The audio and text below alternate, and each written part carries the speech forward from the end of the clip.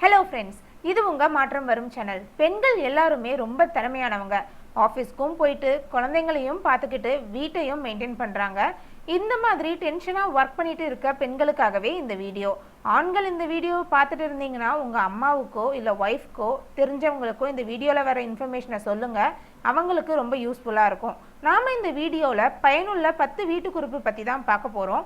ஏற்கனவே part 1 video மாற்றம் வரும் சேனலில் அப்லோட் பண்ணியிருக்கேன். பார்க்கலன்னா மறக்காமல் பார்த்துருங்க. நம்பர் 1, நம்ம வீட்டில் வெள்ளி பாத்திரம்லாம் இருக்கும். நாம் அடிக்கடி எடுத்து அதெல்லாம் யூஸ் பண்ண மாட்டோம். ஏதாவது ஒரு இடத்துல வச்சுருப்போம். வெள்ளியை இப்படி வச்சுருந்தா கருத்துரும். இப்படி ஆகாமல் இருக்க வெள்ளி பாத்திரம் இருக்க பையில் கொஞ்சம் கற்பூரத்தை போட்டு வச்சா வெள்ளி கருக்காது.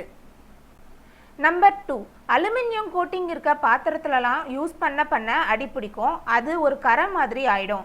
அதை ரிமூவ் பண்ணுறது கொஞ்சம் கஷ்டம். பட் அந்த கரையை போக வைக்க ஒரு ஈஸியான வழி இருக்குது. கொஞ்சம் உப்பை அந்த பாத்திரத்தில் போட்டு தேய்ச்சிங்கன்னா அந்த கரை ஒரு நிமிஷத்தில் போயிடும். ட்ரை பண்ணி பாருங்கள். நம்பர் 3, அயன் பாக்ஸ்க்கு அடியில் ப்ரௌன் கலரில் கரை இருக்கும். இதை நார்மலாக நம்மளால் க்ளீன் பண்ண முடியாது. ஸோ சமையலுக்கு யூஸ் பண்ணுற எண்ணெயை அந்த கரை மேலே தடவிட்டு கொஞ்ச நேரம் அயன் பாக்ஸை ஆன் பண்ணி வைங்க. கொஞ்ச நேரத்தில் ஆஃப் பண்ணிவிட்டு ஈர துணியால் தொடச்சா அந்த ப்ரௌன் கலர் கரை போய் அயன் பாக்ஸ் நல்லா பளபளன்னு புதுசு மாதிரி ஆகிடும்.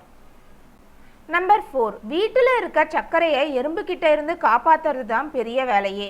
இனிமே சர்க்கரை பாத்திரத்தில் எறும்பு வரக்கூடாதுன்னு நினச்சிங்கன்னா அந்த பாத்திரத்தில் ஒரு 4 கிராம்பை போட்டு வைங்க. எறும்பு வரவே வராது. நம்பர் 5, ஃபிஷ் க்ளீன் பண்ணும்போது உள்ளங்கையில் கொஞ்சம் குக்கிங் ஆயில் விட்டு தேய்ச்சிட்டு ஃபிஷ் க்ளீன் பண்ணால் கையில் மீன் வாடை வராது. நம்பர் 6, குழந்தைங்களோட ஸ்கூல் சாக்ஸில் எலாஸ்டிக் லூஸ் ஆகிட்டா அதை இனி தூக்கி போட வேணாம். அந்த சாக்ஸோட ஓரத்தில் அதோட அளவுக்கு ஏற்ற மாதிரி ரப்பர் பேண்டை வச்சு உருட்டி தச்சிட்டா சாக்ஸ் பழைய மாதிரியே சூப்பராக இருக்கும். ட்ரை பண்ணி பாருங்கள். நம்பர் 7, எல்லா சீசன்லையும் ஈஸியாக கிடைக்கக்கூடிய பழம்னா அது வாழைப்பழம் தான். நிறைய பேர் டெய்லி வாழைப்பழம் சாப்பிடுவாங்க. பட் வாங்கி வச்ச 2 நாள்லையே வாழைப்பழத்தோட தோல் கருக ஆரம்பிச்சிடும். இப்படி ஆகாமல் இருக்க வாழைப்பழத்தை ஈர துணியில் சுற்றி வச்சா நல்லா ஃப்ரெஷ்ஷாக இருக்கும். நம்பர் 8, நாம் எல்லாரும் மார்க்கெட்டில் இருந்து காய் பழம்லாம் வாங்கிட்டு வந்ததும் அப்படியே ஃப்ரிட்ஜில் வச்சுருவோம். பட் எல்லாத்தையும் ஒன்றா வைக்கக்கூடாது. அப்படி வச்சா அதுலலாம் நிறையா சேஞ்ச் வரும். இதுக்கு ஒரு எக்ஸாம்பிள் ஆப்பிளும் கேரட்டும் தான். இது ரெண்டையும் நீங்கள் ஒரே கம்பார்ட்மெண்ட்டில் போட்டு வச்சிங்கன்னா ஆப்பிளில் இருந்து ரிலீஸ் ஆகிற ஒரு விதமான கேஸ் கேரட்டை கசக்க வச்சிடும். ஸோ ஆப்பிளையும் கேரட்டையும் இனி தனித்தனியாக வைங்க, நல்லாயிருக்கும். நம்பர் 9, சில பாத்திரத்துலலாம் சமைக்கும் போது கறி பிடிச்சிரும். இதை க்ளீன் பண்ண ரொம்ப கஷ்டமாக இருக்கும். பட் இதை ஈஸியாக க்ளீன் பண்ண ஒரு வழி இருக்குது. வெந்நீரில் கொஞ்சம் வெங்காயத்தை கட் பண்ணி போட்டு அந்த தண்ணியை கறி பிடிச்ச பாத்திரத்தில் ஊற்றி தேய்ச்சா டக்குன்னு க்ளீன் ஆகிடும்.